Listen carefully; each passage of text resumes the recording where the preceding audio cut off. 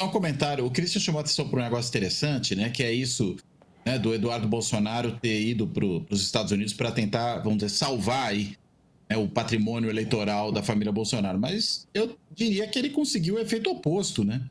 Embora, claro, naquele núcleo ultra radicalizado, você vai manter e poderia manter de qualquer maneira. Agora, fora isso, primeiro, eu acho que Eduardo Bolsonaro foi um kamikaze, né?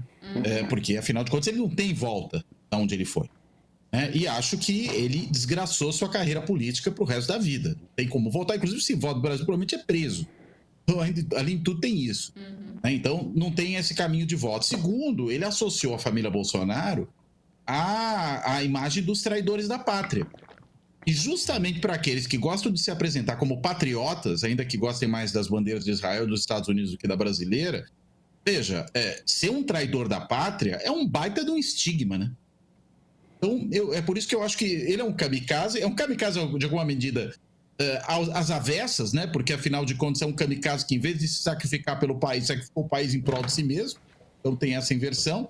Mas é um kamikaze no sentido de que ele realmente trilhou um caminho sem volta nessa lógica aí do sacrifício.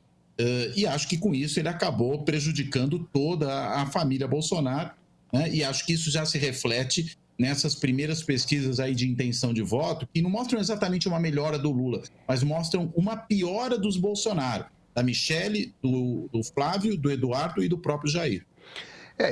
De certa forma, um drama para Jair Bolsonaro, né? Que eu acho que a gente nunca pode esquecer, me perdoem sacar o Freud numa hora dessas, mas a gente está falando de uma família que é um poço de neuroses sem nenhuma presença de divã, né? Porque o que o Eduardo foi fazer foi ir para os Estados Unidos em busca do amor do pai e sacrificar 8 anos de mandato como senador da República que ele tinha na mão. Porque ele ia ser eleito senador da República por São Paulo, ainda mais na eleição que vem, que tem dois cargos. Ele tinha 8 anos e acabou. Acabou. Eu não sei como que ele vai ser processado, mas ele meteu um tiro no pé.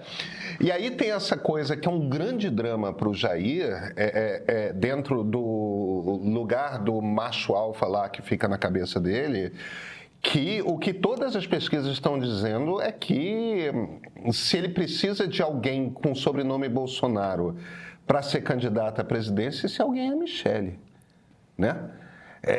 Não é nenhum dos filhos, é a Michele. Ele vai conseguir lidar com o fato de botar essa mulher em quem ele... Não é que ele não confie na Michele, ele confia tanto na Michele quanto o Trump confia na Melania. O que não é exatamente... Mas eu não sei se a Michele chega ao Planalto e dá anistia para o marido, não, tá? O ponto, eu estou brincando. Ele já desqualificou a Michele publicamente várias vezes. Várias vezes. Ela é mulher, né, Cláudio? Ela é mulher. Agora, então, tem um ponto que me espanta aqui, e isso que me interessa muito. Eu entendo o jogo retórico que a esquerda faz, de dizer que toda a direita é Bolsonaro, porque é esse mesmo papel que a esquerda tem para fazer, porque a melhor coisa para o Lula é ter do outro lado alguém que represente o Bolsonaro no segundo turno. Eleitoralmente é isso é um trunfo para ele. Agora, a direita me espanta um pouco, porque eu não sei o quanto que a direita... Me parece que o que está ficando cada vez mais claro é o seguinte... existe, até graças aos algoritmos, uma sobre-representação do bolsonarismo duro nas redes sociais. Isso faz parecer... Existe uma sobre-representação do bolsonarismo duro na imprensa de direita. Fica parecendo que tudo é bolsonarista. Isso cria uma ilusão de que o bolsonarismo tem o domínio da direita brasileira, do pensamento do eleitor de direita brasileira. Eu não estou falando de liberais, não. Estou falando de conservadores mesmo, tá? A turma careta, que está preocupada com questões de comportamento, etc.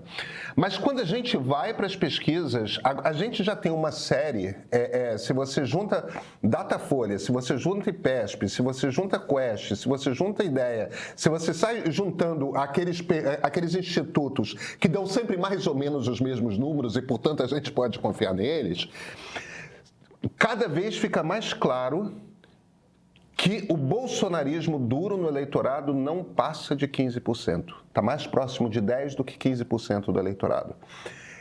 os eleitores conservadores, obviamente, preferem uma liderança mais conservadora, portanto, menos histriônica, mais calma, etc.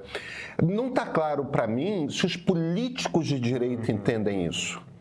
Eu ia dizer isso, porque assim, a esquerda vai colar essa imagem de que toda a direita é Bolsonaro, mas a direita ajudou a fazer isso estando no palanque até ontem. Mas veja, a esquerda está fazendo simplesmente o trabalho dela, que é fazer o que ela tem que fazer para se eleger. Está tudo certo. Quem tem que trabalhar para se eleger pela direita é a direita. Diga, Cláudio. Mas a Luísa tem razão, porque afinal de contas, aqueles que eu mencionei, Caiado, Zema, Ratinho, além do Tarcísio, estavam outro dia no palanque do Bolsonaro na Paulista. Você não consegue ter essa direita fazendo crítica clara ao bolsonarismo. Até mesmo o Kassab, na medida em que ele está abraçado ao Tarcísio, está de alguma forma abraçado ao Bolsonaro também. Então fica tudo complicado, né? É muito difícil você se desvencilhar de quem você apoia publicamente, de quem é um aliado seu, abertamente. É muito complicado. A direita não conseguiu se desvincular disso, o que a coloca, inclusive, numa condição problemática, no sentido de ser aquilo que o Lins, o cientista político espanhol, já falecido, chamava de democratas semileais, né? Eles são leais à democracia até um certo ponto, né? Se já interessa mais, eles sacrificam. E ser apoiador do Bolsonaro acaba gerando isso. Além, claro, neste momento, do custo eleitoral que isso traz. Eu acho que tem um problema para essa direita moderada, que vem do fato de que, antes do surgimento da extrema-direita, ela própria não tinha coragem de se assumir. A assunção de uma identidade de direita, ela vem do fato de que apareceu na rua, depois de 2013, lá por volta de 2015, uma extrema-direita histriônica, que é esse pessoal do MBL, Novo, Olavo de Carvalho. Contra o sistema. Então eles veem essa gente na rua e acham que eles não podem viver sem eles, porque na verdade é como se fosse... Eles não se veem com capacidade própria de botar a gente na rua. Eu acho que tem esse problema, em primeiro lugar. E, em segundo, eu acho que tem um problema prático e pragmaticíssimo, que é o mecanismo eleitoral. Porque você, para ter bons candidatos, você, em geral, tem que ter um recall. Entendeu? Por exemplo, o Haddad tem um recall da eleição de 2018, que torna a coisa menos complicada se ele viesse a substituir o Lula. Ou se ele fosse candidato ano que vem no lugar do Lula, o Lula iria lá para a televisão, ia para a rede... Quer dizer, iam botar ele na rede, né? Porque acho que ele parece que não tem nem celular.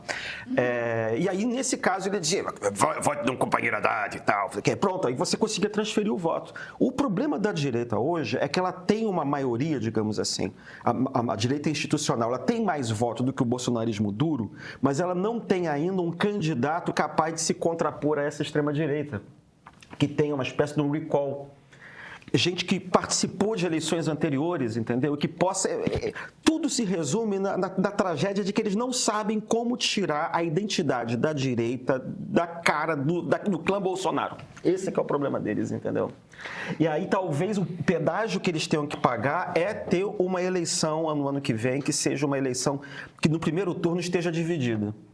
Porque tudo caminha, Pedro, não sei qual é a sua opinião, mas tudo caminha para um cenário em que os candidatos do Centrão vão ter que se colocar ao lado de um candidato do clã Bolsonaro. Olha, eu acho que, lendo o mapa hoje, você tem toda a razão, mas eu ouso fazer um contrafactual aqui, que é o seguinte, e eu não sei qual a opinião sua e do Cláudio aqui, mas a minha impressão é que, se por um acaso não tivesse acontecido, tudo o que aconteceu no Brasil de 2013 para cá teria acontecido com uma única exceção. Se não houvesse ocorrido o impeachment da presidente Dilma, tá? Se por acaso a Dilma tivesse chegado ao final do mandato dela numa catástrofe econômica, foi um governo terrível, ela tinha uma incompetência política, uma incompetência imensa na gestão da economia. Tinha o fato de que era pessoalmente honesto, o que não é exatamente comum entre o presidente da República, mas com essa exceção, a incompetência... Se não tivesse acontecido, Lula preso pela Lava Jato, depois Vaza Jato, todas essas coisas acontecendo, só que Temer nunca é presidente, Dilma chega ao final do mandato dela. Eu aposto com você que nesse momento a gente estava no segundo mandato de Geraldo Alckmin como presidente da República pelo PSDB. Teria sido eleito em 18 e teria sido reeleito em 22. Você pode fazer um outro contrafactual. E a gente estaria num governo de centro-direita, porque o Alckmin está à direita do Fernando Henrique. Ele é um cara conservador. Aquele cara lá de interior de São Paulo, de Pindamonhangaba. Me atrapalhei aqui com tupi, me perdoem. Mas eles chamam de pinda só. Pode ser mesmo. Mas a gente estaria num governo que toda essa turma conservadora estaria razoavelmente satisfeita, tal. Não sei como é que estaria a discussão para 26. Posso facilitar o seu contrafactual? Pode, claro. Eu acho que é uma coisa muito mais simples. Se o Aécio tivesse ganho da Dilma em 2014. Eu acho que aquela eleição era... não precisa nem complicar tanto com a coisa do contrafactual do impeachment, entendeu? Aí eu acho que o Brasil ficaria numa situação parecida talvez com a da Colômbia, né?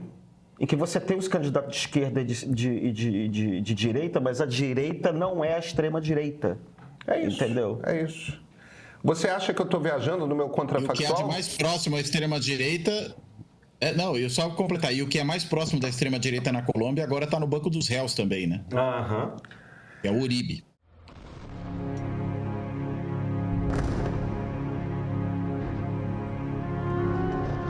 Essa guerra não começou agora.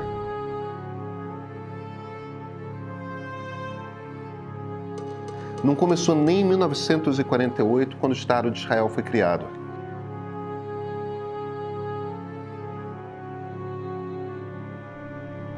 Esses são dois povos que já foram o mesmo e que habitam a mesma região há mais de 3.000 anos. Às vezes em paz, às vezes com atrito, às vezes em guerra.